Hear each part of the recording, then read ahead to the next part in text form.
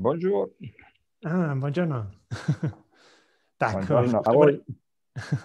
už to bude snad v pořádku. Tak já vás všechny moc vítám na dnešní části bloku expertů. Už se nacházíme ve 4. dni pro ty, kteří přišli jenom na dnešní den, protože máme tu zájemce z řad studentů, zaměstnanců, ale i dalších aktérů spojených s Caritas Vyšší odbornou školou sociální Olomouci, která pořádá letošní blok expertů, primárně zaměřený pro studenty sociální a humanitární práce, tematicky zaměřený na oblast Středoafrické republiky. Dnes máme tedy 4. den a zatím ten kontext bloku expertů je takový, že ty dny na sebe navazují. Takže pro připomenutí v pondělí jsme měli možnost díky Josefu Kučerovi nahlédnout do kontextu krize ve Středoafrické republice, socioekonomických, politických, kulturních a dalších souvislostí i v regionálním pohledu, řekněme střední Afriky a Afriky jako takové, jako kontinentu. V úterý jsme díky Kateřině Bukové mohli srovnat 2 různé pohledy na humanitární práci, a to pohled z Ženevy v kancelářích OSN a pohled, řekněme, z terénu v také kancelářích, ale nejenom v kancelářích, ale i v terénu Středoafrické republiky, ve školách, díky organizaci Siriri, ve které působila Kateřina Buková. Následně v úterý odpoledne Ludmila Bémová mluvila o jednak příběhu organizace Siriri, jediné české humanitární organizace působící v Středoafrické republice, o tom, jak vznikla, jakým způsobem se formovala spolupráce s dalšími aktéry, mimo jiné i s otcem Aureliem a se Cedricem, kterého jsme měli k dispozici včera jako mluvčího. A také mluvila o tom, jakým způsobem se proměňuje práce a jakým způsobem se proměňují potřeby v dlouhodobých, protrahovaných, komplexních krizích, často i zapomenutých, takové, jakým můžeme nazývat dnes krizi ve Středoafrické republice. Samozřejmě dostali jsme se taky k návaznosti humanitární a rozvojové spolupráce. Včera jsme měli možnost zhlédnout dostali jsme unikátní příležitost potkat se, i když bohužel jenom takto v online prostředí, s doktorem Cedricem Uanekponem, který jako Středoafričan sám byl zasažen tou krizí a sám byl jedním z těch, kteří pomáhali, kteří jsou velmi aktivní v té pomoci místním obyvatelům, tak jak to bývá v humanitárních krizích, že první pomocníci jsou většinou ti, co jsou na místě, a většinou ti zasažení lidé. Dneska máme další unikátní možnost a je mou velkou ctí přivítat zde otce Aurelia, o kterém jste již mnoho slyšeli v předchozích dnech, takže rozhodně není pro vás neznámou osobností. Mimo jiné se nachází mnoho zajímavých informací o něm i v knížce, kterou jsme tu doporučovali od paní Bémové. A otec Aurelio se připojil přímo ze Středoafrické republiky a přímo v kontextu aktuální eskalující krize. Takže mu moc děkujeme za jeho ochotu a časové nasazení v těchto těžkých dobách, kdy jinak dojednává mír a usmiřuje lidi, což je tématem jeho dnešní přednášky. Tématem přednášky je mediace, dojednávání míru, respektive usmiřování různých znepřátelených skupin v konfliktech, které do určité míry souvisí s náboženstvím. Tady tento termín jsme zvolili, protože, jak už naznačil včera Cedric, tak ten konflikt ve Středoafrické republice nebo krize není čistě náboženskou, má nějaké souvislosti, ale bylo by příliš redukcionistické, nazývat to jako náboženský konflikt nebo náboženskou krizi. Takže budeme mluvit dnes o svých zkušenostech v oblasti mediace, tvorby míru a o roli církevních nebo náboženských organizací společností v humanitárních krizích, konkrétně například do Středoafrické republiky. Tak já myslím, že už nebudu zabírat ten cenný čas a dám prostor otci Aureliovi. Ještě jednou díky moc, že jste zavítal mezi nás takhle v té online podobě. Pro všechny technické instrukce máte tu dnes kanál, bude dnešní program simultánně tlumočen. Děkujeme našim tlumočníkům také za ochotu se zapojit a vidíte vpravo dole v těch tlačítkách vedle reakcí, nebo mezi reakcemi a asi sdílením, vy tam nemáte možnost nahrávat, nemáte, možná ano, tak tam máte možnost přepnout si kanál z češtiny na francouzštinu nebo naopak. Předpokládám, že vás bude zajímat spíše čeština. Mělo by to tak fungovat.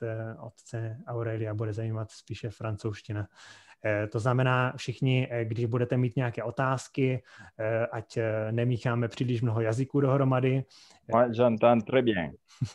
Oui, très bien, merci. I když budete mít nějaké otázky, tak je položte prosím v češtině, tlumočníci je přetlumočí a bude to jednodušší komunikace, dvoustranná česko-francouzská. Pokud byste měli nějakou otázku soukromou nebo anonymní, co byste chtěli se zeptat, ale nechtěli byste, ano, mám mluvit pomaleji, slyším, ale už mluvím velmi dlouho, tak se omlouvám. Tak budeme, pokud máte nějakou otázku anonymního charakteru, tak můžete ji napsat v chatu soukromně mě a nebo kolegovi Vlastovi Vohánkovi, který je také moderátorem dnešního setkání. A teď už je prostor pro otce Aurelia a těšíme se na vaše dnešní přednášky.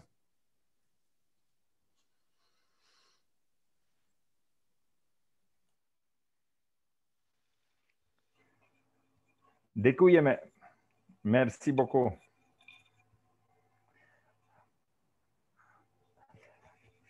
Bon, c'est pour moi une joie et un honneur d'être avec vous, même si à distance, et j'espère un jour qu'on se verra. Je ne sais pas si je suis un expert parce que je suis en Centrafrique seulement depuis 30 ans, donc je n'ai pas encore bien compris comment ça marche. Mais le thème que vous avez indiqué, c'est très intéressant. Et surtout, pour moi, vous, au moins une partie qui travaillait avec une organisation comme Caritas, qui est une organisation, je pense, un peu particulière dans les panoramas des ONG. En tout cas, je commence à me présenter d'abord. Alors, je suis le Père Aurelio, je suis né en Italie, ça fait 58 ans, et je suis en Centrafrique depuis 1992. J'avais fait une année en 82-83 quand j'étais encore jeune étudiant, avant d'être ordonné prêtre, Père Carme. J'étais ordonné en 1989. Et après, je suis venu justement ici en Centrafrique. En Centrafrique, j'ai travaillé d'abord dans un séminaire, donc plutôt éducation-formation. Et après la guerre précédente, donc la guerre de 2002-2003, la mission de Bozoum avait été pratiquement presque détruite, pillée par les gens. Donc, je suis allé à Bozoum comme curé de la paroisse. Bozoum, c'est une ville assez grande avec paroisse très, très vaillante, mais aussi avec un moment où on arrivait après la guerre, il fallait tout reconstruire. Juste une question, pour les interprètes, ça va comme ça ou c'est trop rapide?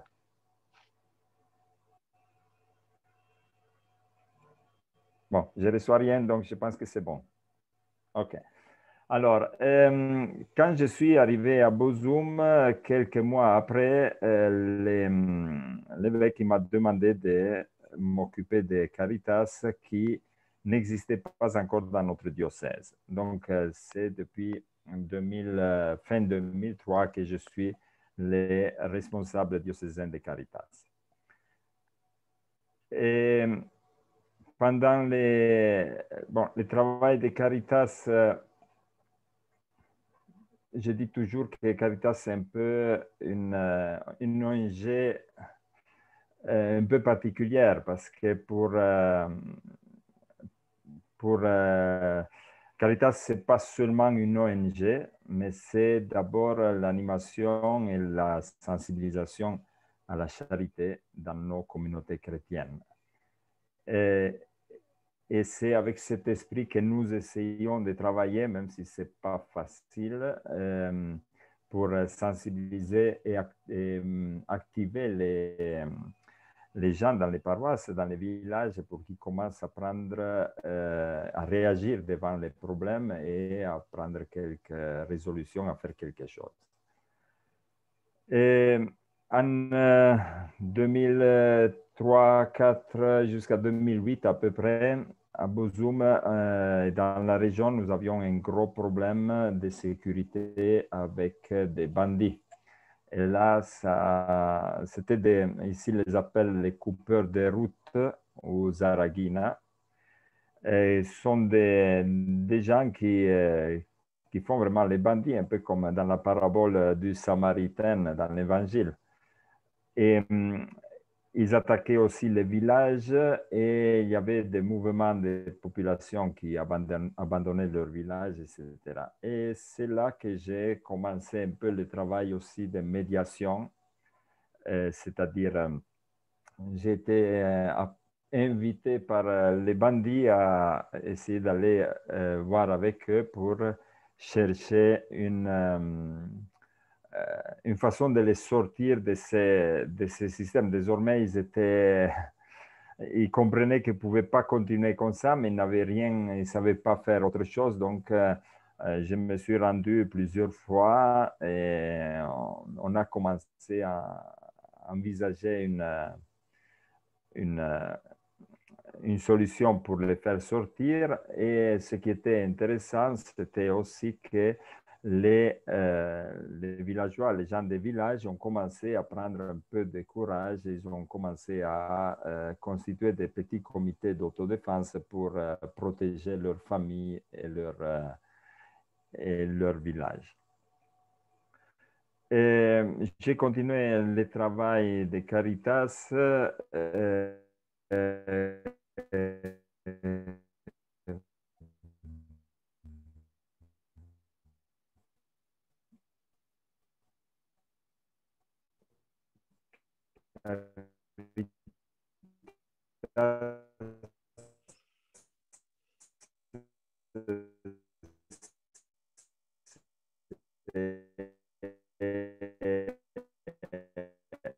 une ONG nationale et internationale. Vous le savez très bien. On est parti d'un réseau et ce qui est très intéressant, c'est que le travail que nous avons essayé de faire, c'est vraiment un travail.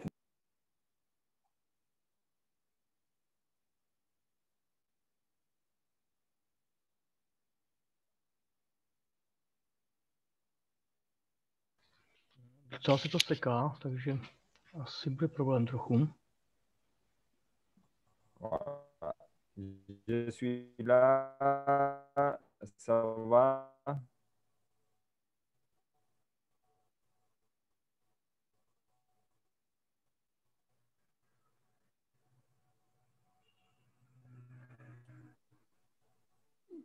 Teď váš překlad byl slyšet, ale otec Aurelio ne. Alors,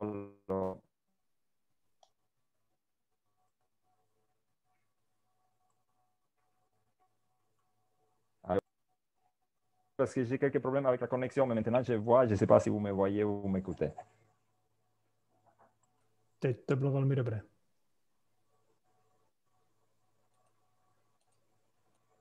A myslím, že můžeme pokračovat.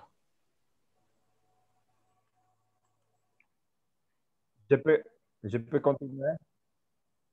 OK. OK. Alors, je disais que dans le cadre des ONG, ici en Centrafrique, il y en a quand même beaucoup.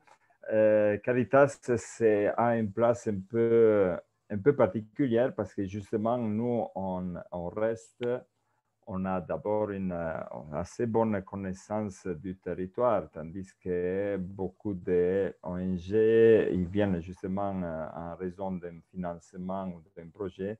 Et après, on ne les voit plus, ils ne connaissent pas trop bien les territoires, les gens. Et il y a aussi un grand turnover, un grand changement, une grande rotation du personnel dans les ONG internationales, etc., ce qui fait qu'il y a peu de mémoire du travail du territoire.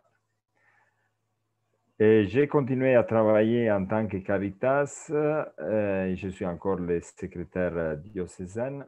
Et en 2012-2013, la situation s'est encore aggravée, un peu comme maintenant. En 2012... OK, un moment, oui. Si, ça va? OK. Excusez-moi. Donc, en 2012, il y a cette coalition des rebelles qui s'est organisée, la Seleka, qui signifie justement alliance, mariage, alliance plutôt. Et c'était des groupes rebelles qui ont presque toujours existé dans les derniers, disons, dans les derniers 20 ans. Ces groupes rebelles ont pris le courage. Il y a eu, je pense, c'est un pays qui a une grande influence de la France, mais maintenant il y a aussi nos amis les Russes et d'autres aussi pays voisins comme le Tchad, Soudan, Congo, etc., qui ont un poids souvent très, très lourd et très dangereux aussi. Alors, pratiquement, il y a eu cette coalition de rebelles qui s'est constituée, des rebelles qui étaient pour la plupart de la partie nord-est du pays, qui est une partie peu peuplée et en majorité musulmane et surtout des arabophones, des gens qui parlent arabe. Ce qui a fait que quand ils ont pris le pouvoir, beaucoup ne parlaient même ni le français, ni même pas la langue nationale. Ce qui a mené petit à petit ces conflits qui étaient d'origine plutôt politique et économique à prendre aussi un aspect un peu religieux. J'ai dit, c'est vraiment trop simplifié pour dire que c'était une guerre religieuse parce que ce n'était pas la raison et ce n'était pas l'essence, mais petit à petit, d'un côté, il y avait ces rebelles qui parlaient seulement arabe, de l'autre côté, les gens qui ont continué à subir ces violences, etc. Et à un certain moment, fin décembre 2013, il y a ce qu'on appelle un peu la réaction. On peut appeler partisans ou quoi. Les anti-Balaka, c'est un phénomène assez récent. Donc, des gens qui se sont organisés en bande armée pour protéger leur village et disons, empêcher la Seleka, les rebelles de la Seleka, de faire des violences et des dégâts. Le problème, c'est qu'après, ils se sont aussi tourné contre la population locale, la population musulmane, et ce qui a déclenché la guerre. Donc en décembre 2013, il y a eu les premiers les affrontements à Bangui, à la capitale, et après, les jours après, c'était un peu tous les pays qui étaient en feu. À Bozoum, le 6 décembre, nous avons commencé à accueillir les déplacés, donc les réfugiés internes. Donc, ils étaient pratiquement entre 4 6 000 personnes qui étaient réfugiées à la mission. Et j'ai fait une petite parenthèse. En 2002-2003, la guerre précédente dans laquelle Bozizé avait, avec l'aide des troupes tchadiennes, mercenaires tchadiennes, avait pris le pouvoir. Là aussi, il y avait eu des combats, mais beaucoup de missions avaient été abandonnées. Ce qui a représenté un peu une leçon pour nous, parce qu'en 2012-2013, pratiquement tous les pères, les sœurs sont restés sur place, ce qui a beaucoup aidé à encourager les gens et a fait pratiquement des missions le premier endroit où on peut aller se réfugier. Encore ces jours-ci, j'étais hier à Bouar. Nous avons actuellement à Bouar plus de 15 000 personnes qui sont déplacées à la cathédrale, couvent des Capucins, couvent des Carmes, dans une paroisse, et qui ont choisi les églises, les couvents comme lieu de refuge parce qu'ils se sentent justement naturellement un peu protégés et suivis. Alors, en retournant en décembre 2013, nous avons pratiquement commencé à d'abord accueillir un nombre important de déplacés, donc c'était 4 à 6 000. Mais je me suis rendu compte tout de suite que ce n'était pas suffisant d'accueillir les réfugiés, les déplacés, mais il fallait faire quelque chose pour trouver une solution à cette situation. Et c'est comme ça que nous avons commencé à rencontrer les Seleka qui étaient sur place à Bozoum, et quelques jours après, les anti-Balaka. Donc, les deux groupes qui étaient en guerre et que la population fuyait parce qu'ils avaient peur des attaques.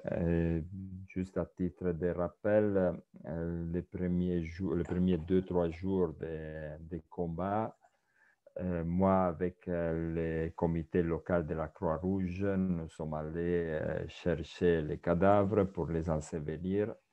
Et les premiers jours de ces combats, il y a eu quelques dizaines de morts. Donc, les gens fuyaient justement parce qu'ils avaient vraiment peur de ça. Et le problème, c'est que surtout la Seleka, ils tiraient sur n'importe qui. Et donc, c'était vraiment dangereux. Alors, nous nous sommes rendus compte que ce n'était pas suffisant de nourrir les déplacés, les soigner, et c'était déjà quand même un gros travail parce que du jour au lendemain, il y a eu justement entre 4 et 6 000 personnes réfugiées à la mission catholique. C'était vraiment déjà difficile. À ça, nous avons voulu ajouter le travail de médiation parce que nous avions compris que ce n'était pas suffisant de nourrir, mais il fallait aller au fond et chercher un peu la cause de ces gens qui fuyaient et essayer de trouver une solution.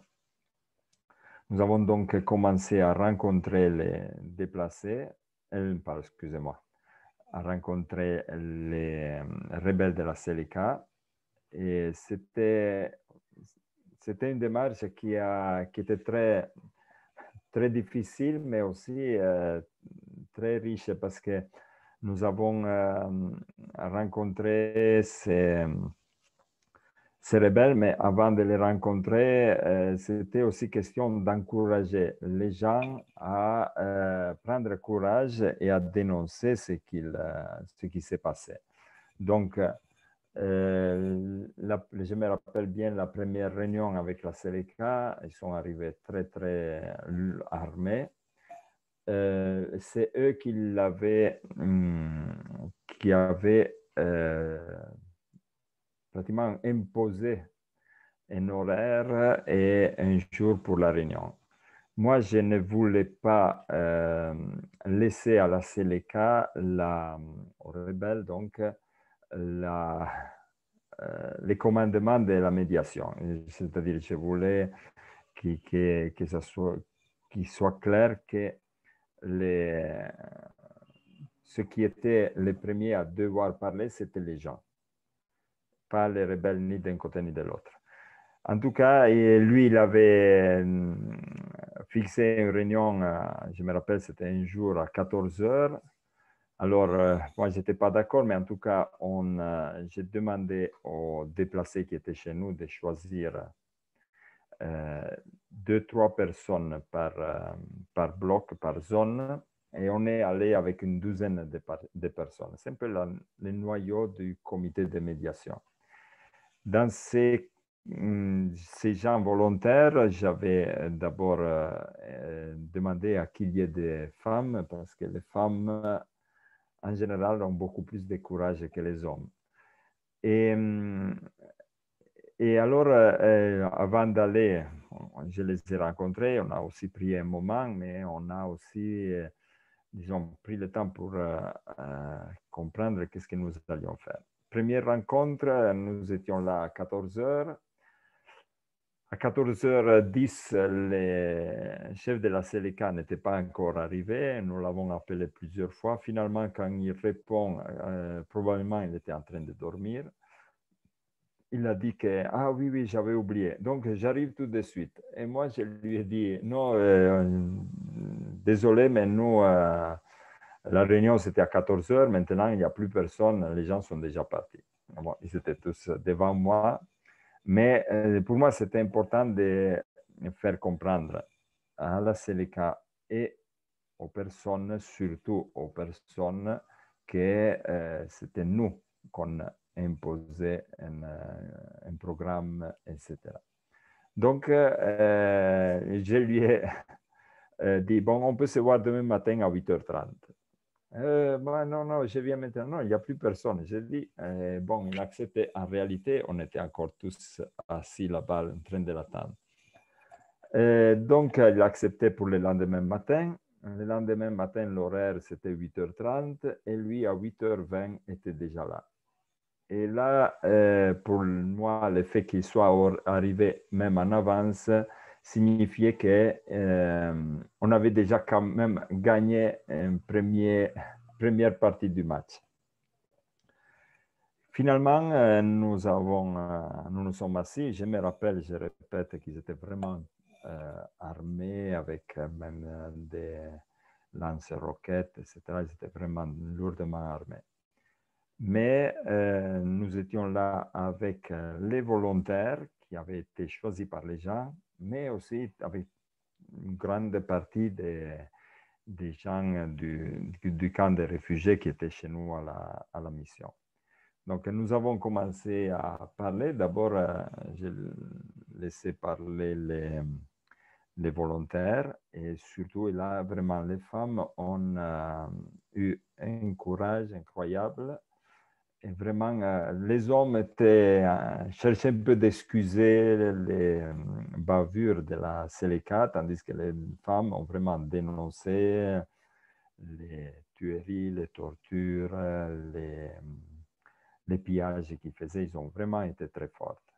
Ça nous a permis justement d'affronter la Seleka et de leur dire bon, que nous n'étions plus prêts à accepter tant de violence et que tant que la situation n'allait pas se calmer, on serait resté hors de la maison, donc déplacé à la mission. Et c'était vraiment une très belle réunion. lendemain, je suis allé à la recherche des anti-balaka. Les anti-balaka, c'était au commencement surtout des gens des villages qui s'étaient organisés pour empêcher la Seleka de venir faire des dégâts dans leur village. Je les ai rencontrés et j'ai proposé une réunion à Antibalaka et Seleka 2 jours après. Ils ont accepté, je suis revenu à Bozoum et j'ai demandé à la Seleka de se préparer s'ils voulaient venir faire cette réunion avec les anti-Balaka. Mais j'ai mis des conditions, c'est-à-dire qu'il fallait aller sans armes. J'avais demandé aux anti-Balaka d'un côté l'engagement à ne pas faire du mal à ceux qui seraient venus pour essayer de dialoguer. Mais de l'autre côté, j'avais aussi demandé aux anti-Balaka de venir nombreux avec des armes pour que les Seleka ils se rendent compte que le nombre des anti-Balaka était important et donc il fallait quand même essayer de venir d'arriver à un accord. Les colonels, parce que quand il y a une rébellion, tout le monde devient colonel ou général. Les colonels qui commandaient la Seleka est finalement venu il s'est présenté. Bon, le matin, ils avaient beaucoup de... Ils hésitaient beaucoup. Ils m'ont fait appeler par quelqu'un de Bangui, un ministre ou quoi. Bon, en tout cas, moi, j'ai dit que j'assurais la sécurité, la protection des gens. J'espérais. Et bon, finalement, ils ont accepté. Nous partons, mais les Seleka, il y a certains avec les armes qui montent sur la voiture. Alors, je me suis arrêté, je les ai fait descendre. Mais à ce moment-là, le chef de la Seleka, le colonel, lui aussi, il a eu peur et il est descendu de la voiture. Ce qui était très, très intéressant, c'est que dans la voiture, moi, j'avais un pasteur, quelques collaborateurs de Caritas et plusieurs membres de la communauté musulmane, l'imam, un chef de quartier, qui ont vraiment eu le courage. Ils me disent, mon père, ça ne fait rien. S'il a peur, s'il ne veut pas venir, nous voulons aller, parce que pour nous, c'est important de faire quelque chose pour Bozoum, pour faire quelque chose pour le pays. Nous ne pouvons pas accepter de continuer à vivre comme ça, dans la tension et dans la guerre, et nous voulons trouver une solution. Si on doit mourir pour ça, ce n'est pas un problème. Et donc, c'était vraiment beau. On est parti. La réunion, c'était à une 12-15 km de Bozoum. Et quand nous sommes arrivés dans le village, effectivement, il y avait une rangée, il y avait au moins 400 anti-balaka, chacun avec un petit fusil. Les fusils ici, pour les anti-balaka, c'était plutôt des fusils faits avec les tuyaux de l'eau. Donc, c'est des fusils un peu artisanaux, mais qui peuvent tuer, bien sûr. Donc, ils étaient très nombreux. Quand ils ont vu que j'avais amené des musulmans, ils n'étaient pas contents. On a commencé la réunion et il y avait beaucoup de tensions parce que les anti-Balaka, ils exigeaient le départ de la Seleka, mais aussi le départ des musulmans. Et nous, on a écouté et après on a dit, bon, nous, sur le départ de la Seleka, on est tous d'accord. Les musulmans même aussi étaient d'accord. Mais sur le départ des musulmans, non. Parce qu'ils font partie de notre communauté, sont là depuis des dizaines, des centaines d'années, donc ils font partie de la communauté. Donc, on a essayé un petit peu. Les musulmans aussi ont été vraiment très sages, ont été capables d'écouter calmement, de demander même pardon. Et après, on est parti avec la proposition, les anti-Balaka, ils donnaient 48 heures, ou 24 ou 48 heures à la Seleka pour ou partir de Bozoum ou se cantonner, c'est-à-dire se retirer dans une maison et ne pas sillonner la ville avec les armes, etc. Quand nous sommes rentrés sur Bozoum, c'était presque 12 heures. Alors, on s'est quitté avec les membres de la communauté musulmane. Nous avons dit, bon, nous allons réfléchir, nous allons prier aussi, et on va se voir plus tard. À 14h30, on s'est vu avec ces comités de médiation qui est né à fur et à mesure, sans trop de programmes, mais c'était des gens de bonne volonté qui avaient le courage de faire quelque chose pour la communauté. Donc, on s'est rencontrés avec eux et j'ai demandé quel était leur avis. Et tous, d'abord les musulmans, étaient d'accord pour que la Seleka parte. Donc, on appelle le colonel, le chef de la Seleka, qui arrive. Moi, j'ai encore la photo de quand on lui a dit qu'il devait dégager. Et lui, quand il a écouté ça, il n'était pas content. Mais il commençait à se rendre compte que la situation était vraiment trop difficile et il a dit qu'il allait y réfléchir. Donc, le lendemain, ils ont accepté de se cantonner, c'est-à-dire de se rassembler et de ne pas sortir de leur base avec les armes, mais ils essayaient encore de faire des actes de violence, des vols, etc. Mais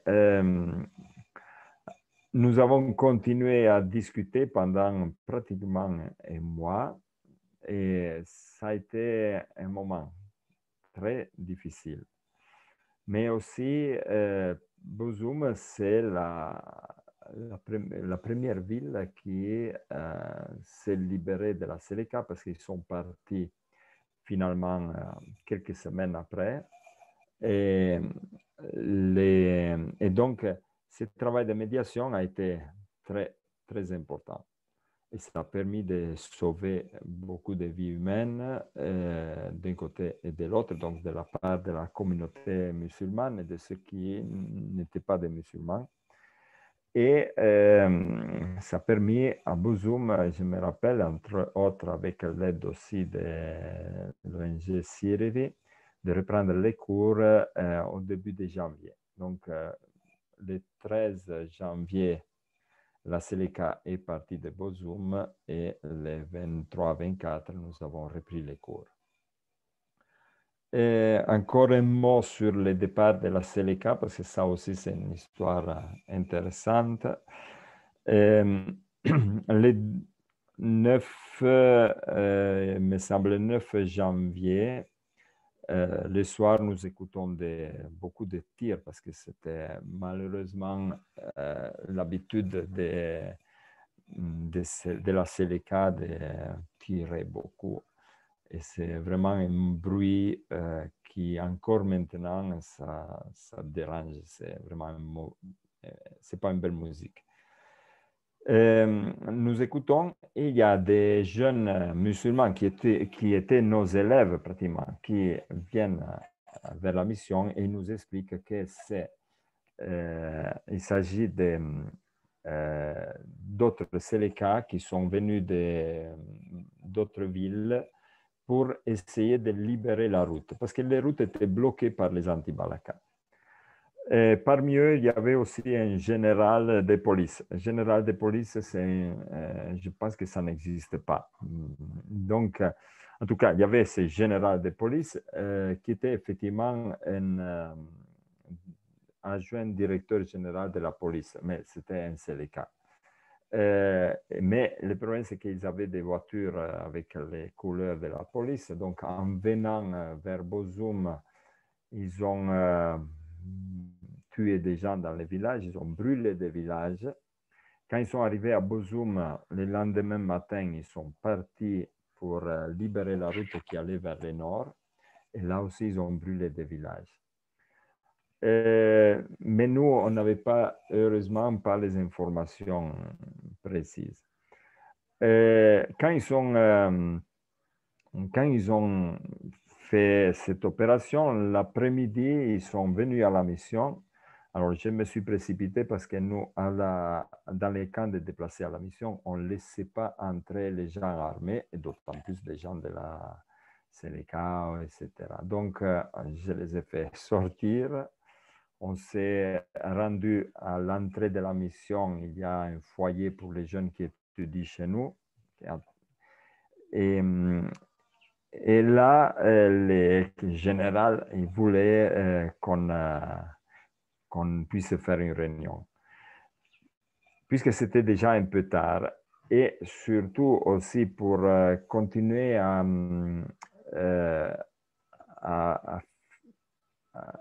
faire savoir que ce n'était pas lui qui commandait. Même s'il a les armes, etc., ce n'est pas lui, c'est la population qui commande. Donc, je lui ai dit, non, ce soir, ce n'est pas possible, c'est déjà tard. Si vous voulez, demain matin à 8 heures. Non, nous, demain matin, on doit partir. Et nous, on dit, bon, patience, partez. Nous, on n'a pas de problème. Ah non, alors demain matin. Donc, le lendemain matin, ils sont venus. On a fait une grande réunion. Et c'était intéressant parce que en venant, ils avaient brûlé des villages et ils avaient aussi pris certaines personnes en otage, dont un catéchiste qu'on connaissait bien d'un village de Bokongo. Donc, on a commencé à causer. D'un côté, on voyait qu'il n'y avait pas une volonté de vérité, une volonté de... Ils voulaient seulement partir et pour eux, l'important, c'est que les musulmans puissent aussi partir, mais avec la situation comme ça, il fallait chercher des gestes un peu pour apaiser les choses. Alors, finalement, à un certain moment de la réunion, le général, il se lève, il part. Il dit, attendez-moi un moment. Et ils reviennent avec les catéchistes. Heureusement, il ne l'avait pas encore tué. Et donc, il l'a libéré. Alors, l'après-midi, fin matinée, ils sont partis.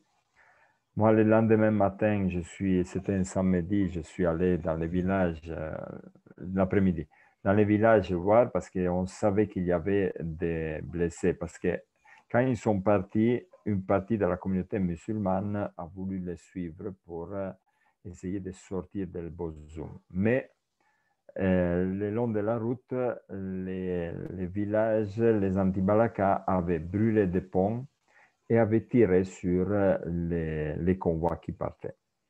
Donc, quand je suis allé voir, on a vu des blessés, on a vu des morts, mais on a aussi pu d'abord conforter un peu les villages. On est allé jusqu'à 25 km. Et en revenant, on a pu ramener des femmes et des enfants musulmans qui avaient essayé de partir, mais la voiture était tombée en panne. Et heureusement, les gens des villages les avaient protégés. Et donc, je suis rentré avec plus de 20 personnes sur la voiture et on a pu les ramener à Bozoum. Les dimanches, les jours suivants, les dimanches, j'ai reçu un appel de la part d'une autorité du Tchad, le préfet de Gorée, qui est entre autres aussi un peu centrafricaine, un ancien rebelle aussi, donc qu'il m'a annoncé qu'il serait venu le lendemain pour chercher les musulmans qui voulaient partir vers le Tchad et qui me demandait aussi de voir avec les anti-Balaka qu'ils laissent passer ces gens sans blesser, sans tirer, etc. Moi, là, c'est un peu comme à poker. J'ai dit, bon, ok, mais il y a une condition que les anti-Balaka ils vont poser. Je ne savais pas, mais j'ai imaginé. J'ai dit, la condition, c'est que la Séléka aussi parte avec vous. Ah, ça, je ne sais pas, il m'a dit. Et moi, j'ai dit, bon, si vous ne savez pas, si vous ne pouvez pas m'assurer ça, moi, je ne vais même pas poser la question. Alors, il m'a dit, non, non, alors on va partir avec ceux de la Séléka. On va les amener avec nous. Bon, alors j'ai passé tout l'après-midi du dimanche à essayer de convaincre. La communauté musulmane était assez tranquille, tandis que les Séléka, c'était plus difficile parce qu'ils ne voulaient pas partir. Mais justement, nous avons essayé de leur faire comprendre que désormais, la situation allait continuer de pire en pire pour eux. Et c'était mieux partir à ce moment-là où ils étaient encore un peu en position de force avant d'attendre d'être chassés, d'avoir des pertes en vie, etc. Le lendemain matin, nous sommes allés, il y avait des amis de MSF qui étaient venus, Médecins sans frontières, et on est allé les soigner parce que le colonel avait été blessé par balle. Et finalement, on a rencontré le préfet de Gorée, le préfet du Tchad, qui m'a assuré qu'il serait parti avec les Séléka, etc. Vers 10 heures, je commence à douter un peu de leur volonté. Pratiquement, ils étaient en train, tous les musulmans étaient en train d'organiser camions, voitures, motos pour pouvoir partir. Mais nous avions des informations et je n'étais pas sûr qu'ils partiraient avec les rebelles de la Séléka. Je suis allé les voir, il m'a dit non, non, ils vont partir. Bon. Vers 1 heure, je n'étais pas tranquille, donc je suis allé vérifier. À la sortie de Bozoum, il y avait 2 voitures, un blindé il y avait une force militaire de l'Union africaine qui s'appelait FOMAC à ce temps-là. Ce n'était pas encore les casques bleus. C'était des Camerounais et ils m'ont dit qu'eux, ils avaient l'ordre de partir avec les déplacés, mais pas avec les rebelles de la Séléka. Alors moi, j'ai dit, non, attention, si la Séléka ne part pas avec vous, ici, c'est les massacres, parce qu'ils vont se venger, ils vont vraiment venir tirer sur les réfugiés. Là, nous ne pouvons pas accepter. Alors j'ai dit, si vous voulez partir, moi, je vais me mettre avec la voiture sur le pont, l'unique pont qu'il y a à la sortie de Bozoum, et si vous voulez passer, vous devez tirer. Ah, alors, heureusement que c'était des Camerounais. Alors, si c'était les Tchadiens, ils auraient dit, bon, on va tirer, ce n'est pas un problème. Alors, ils ont appelé Bangui. Finalement, moi, je suis descendu en ville. Je suis allé rencontrer les préfets. Et, non, mais nous, on ne peut pas. Je dis, mais vous avez promis, mais vous savez, je dis, mais non, on peut pas vous laisser partir si vous ne partez pas avec les rebelles de la Séléka. Parce qu'ils vont vraiment faire un massacre ici. Finalement, il accepte, mais quand la nouvelle du départ de la Séléka se répand, alors c'était vraiment la terreur parce que les musulmans, une partie allait partir et une partie devait rester parce qu'il n'y avait pas assez de place pour tout le monde. Ceux qui allaient rester, ils ont commencé à crier, à nous insulter, à nous menacer. Ils ont commencé à tirer des pierres sur la voiture. La voiture a eu tous les vitres cassées. Et il y a eu aussi des gens qui sont venus avec des armes. Mais finalement, c'est aussi intéressant parce qu'entre ceux qui m'ont un peu protégé, c'était un musulman et un de la Séléka avec lequel on avait déjà un peu discuté avant. Finalement, les gens se sont un peu calmés. J'ai pris la voiture avec tous les vitres cassées. Je suis allé, j'ai demandé au préfet d'attendre une trentaine de minutes, de me laisser partir sur la route. Je suis allé jusqu'à 25 km pour demander aux anti-Balaka de laisser passer les convois et de dire à la population aussi de s'éloigner de la route pour qu'il n'y ait pas de tirs de la part du convoi, etc. Et finalement, quand je suis rentré, je les ai vus partir. Donc, ça a été vraiment un moment important, même si triste, parce que c'était le départ aussi de toute la communauté musulmane avec laquelle on avait vécu ensemble pendant des années. Il y avait des enfants, des jeunes qui étaient nos élèves dans nos écoles. Et donc, c'était vraiment triste. Avec le départ de la Seleka, nous avons commencé à faire un travail plutôt au niveau local parce que, comme un peu partout dans le monde, quand il y a la guerre, il n'y a pas beaucoup de partisans, pas beaucoup de rebelles. Quand les choses se calment, tout le monde devient ancien partisan, ancien rebelle, etc. Donc, pratiquement, beaucoup de gens, des jeunes ont profité de la confusion pour devenir anti-Balaka, même si ils n'avaient jamais pris de risques pour combattre la Seleka. Et ils ont commencé à menacer la communauté musulmane qui était restée, donc avec des vols, des pillages, etc. Alors, nous avons commencé à faire un comité de médiation, une réunion du comité de médiation dans la ville chaque matin à 8h30.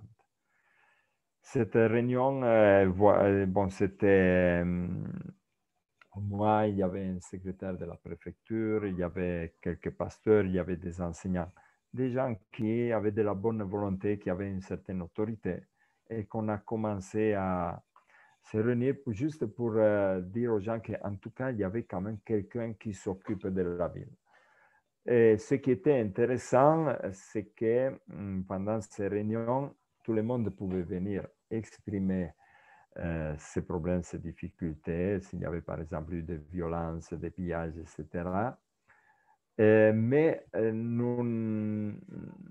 les anti-Balaka, même s'ils étaient devenus un peu les patrons de la ville, ils n'étaient pas invités. S'ils avaient des problèmes, ils venaient, mais sinon, ils n'étaient pas invités comme autorité de la ville. Ils étaient un des problèmes de la ville. Et je voulais que ça reste comme ça. Et en effet, après 2-3 jours, on a fait une réunion. Des anti-Balaka sont venus se plaindre pour un problème avec l'hôpital. Et ce qui est intéressant, c'est que quand il a exposé les problèmes, nous, on a répondu, on a dit ce qu'on allait faire. Et un du comité, pas moi, mais c'était un enseignant, il me semble, il dit aux anti-Balaka, bon, maintenant on vous a écouté, hein, partez parce que nous, on doit continuer la réunion. C'était devenu clair pour les comités et pour les gens aussi que l'autorité, ce n'était pas les anti-Balaka. Il ne suffit pas d'avoir des armes pour devenir une autorité. Et ce qui a permis, bon, finalement, le départ, malheureusement, des musulmans qui sont en train petit à petit de venir. Mais après, ça nous a permis justement de rouvrir les écoles assez rapidement. Il me semble le 24 janvier. Alors, le 13 janvier, c'est le départ de la Seleka. Et le 24 janvier, nous avons pu rouvrir les écoles. En même temps, les déplacés sont restés à la mission, donc du 6 décembre jusqu'au 20-22 janvier, parce qu'on a voulu attendre que les choses soient un peu calmes, un peu tranquilles, etc. Et l'ouverture des écoles, pour nous, c'était important, et je me rappelle que votre pays nous avait beaucoup aidé dans ce sens parce que parenthèse, le système scolaire en Centrafrique est très fragile. L'État garantit l'instruction, l'école pour tous, mais finalement, il n'y a pas assez de maîtres. Les maîtres officiels payés par l'État sont très peu. Et ça dépend des zones, mais dans la zone de Bozoum, par exemple, il y a les maîtres parents et les maîtres de l'État.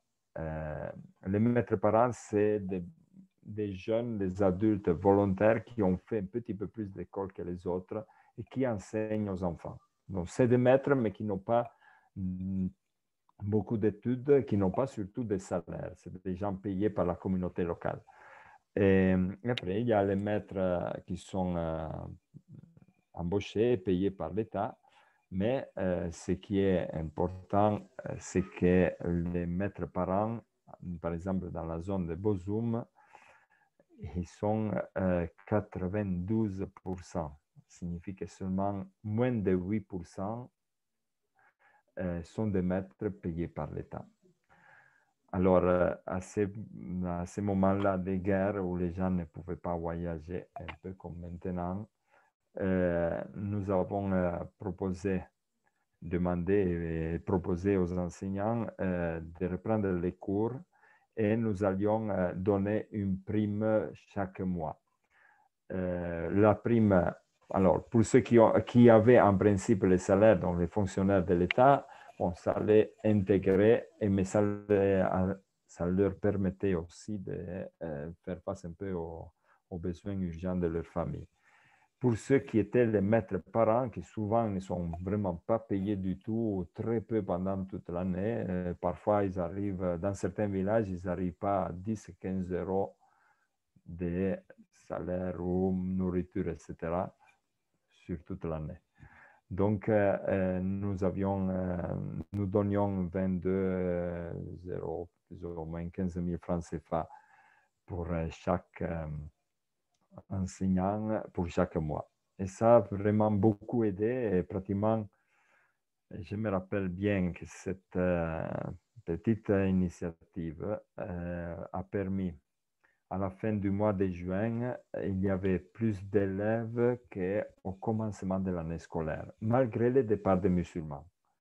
Donc, c'était une petite initiative, un petit financement qui a vraiment beaucoup aidé les gens à aller à l'école et aux enfants à aller à l'école. Voilà, moi je dirais qu'on peut faire une pause maintenant.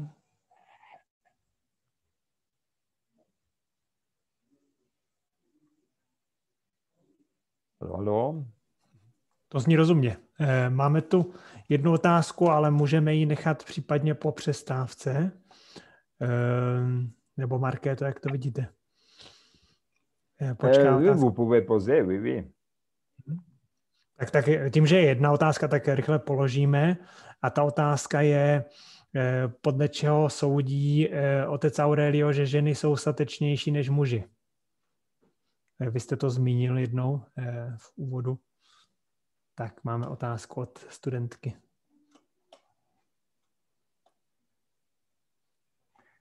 OK.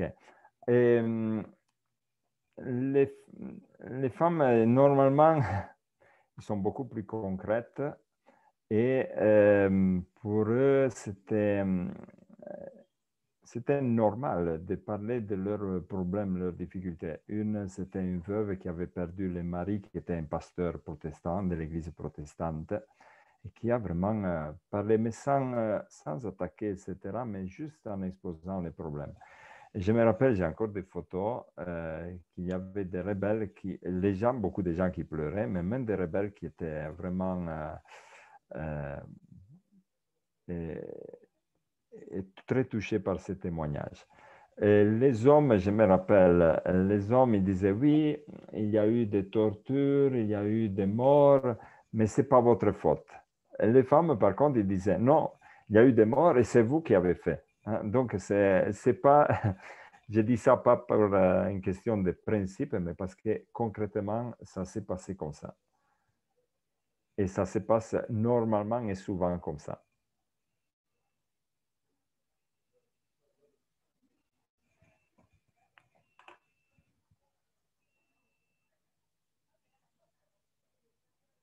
Alors, ah oui, traduction, pardon.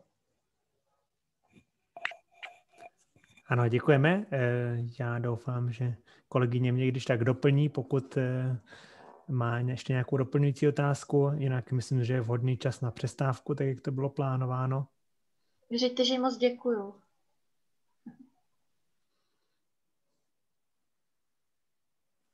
Merci.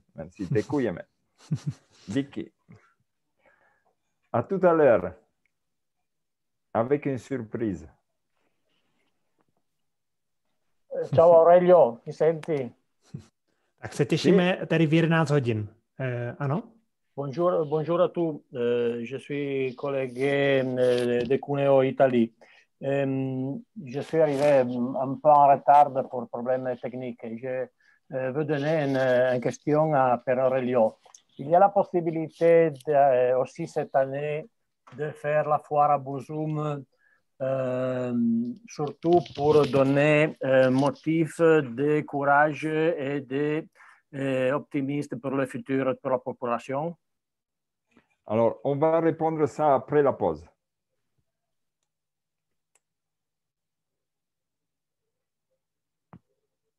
Pardon? Dopo la pausa, après la pause. Ah, grazie, ciao. Ciao. Ok, à tout à l'heure et merci. Děkujeme moc zatím. Ok. Merci, merci, merci, merci.